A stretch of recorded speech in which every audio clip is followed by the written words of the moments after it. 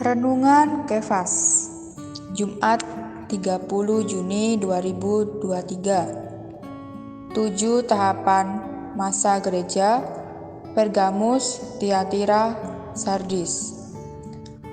Wahyu pasal 2 ayat 19-20 berkata, "Aku tahu segala pekerjaanmu, baik kasihmu maupun imanmu, baik pelayananmu maupun ketekunanmu.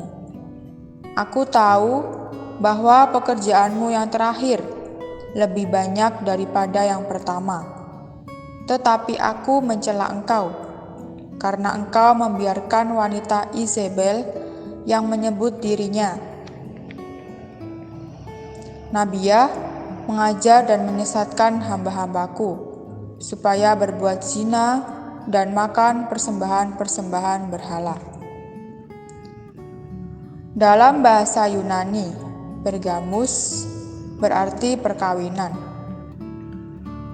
mengandung makna berpadu, serta menara tinggi yang kokoh.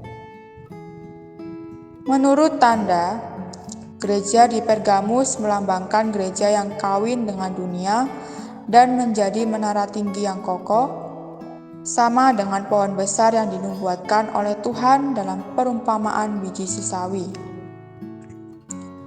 Ketika dalam 3 abad pertama, iblis tidak berdaya melenyapkan gereja melalui penindasan kekaisaran Roma, maka dia mengubah strateginya pada awal abad keempat melalui Konstantinus menerima agama Kristen sebagai agama negaranya untuk merusak gereja.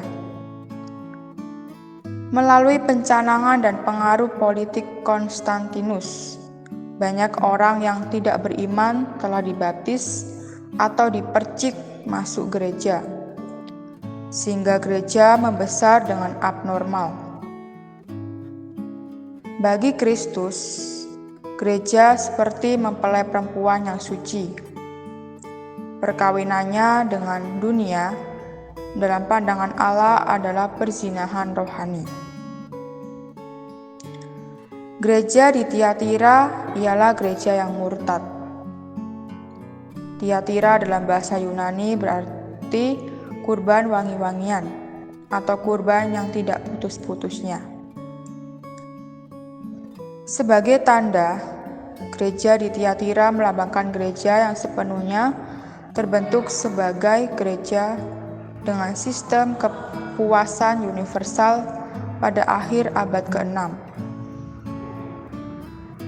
Gereja ini penuh dengan kurban, seperti yang ditunjukkan dengan misa-misanya yang tiada hentinya.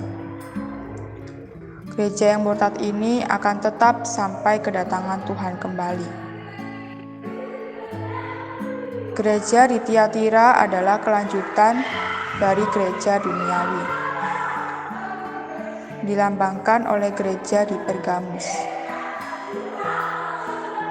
Gereja di Pergamus memiliki pengajaran Nabi kafir Bileam dan pengajaran dari Nikolaus, yaitu pengajaran sistem padri. Gereja yang murtad ini melanjutkan pengajaran-pengajaran ini. Pengajaran Bileam untuk membawa orang ke dalam penyembahan berhala dan perzinahan. Pengajaran Nikolaus untuk membangun hierarki. Dalam gereja yang murtad hari ini, ada pengajaran yang kuat mengenai pembangunan organisasi agamawi dengan hierarkinya. Sardis dalam bahasa Yunani berarti yang tersisa, orang-orang yang tersisa atau pemugaran. Sebagai tanda, gereja di Sardis melambangkan gereja reformasi yang dimulai dari reformasi hingga kepada kedatangan Kristus kembali. Reformasi adalah reaksi Allah terhadap gereja Tiatira yang murtad, dilambangkan oleh gereja Tiatira yang merosot. Reformasi dilakukan oleh kaum beriman minoritas, orang-orang yang tersisa. Jadi, Reformasi adalah pemulihan yang didatangkan oleh orang-orang tersisa. Terang hari ini, 1. Gereja di Pergamus menggambarkan gereja di duniawi, gereja yang kawin dengan dunia.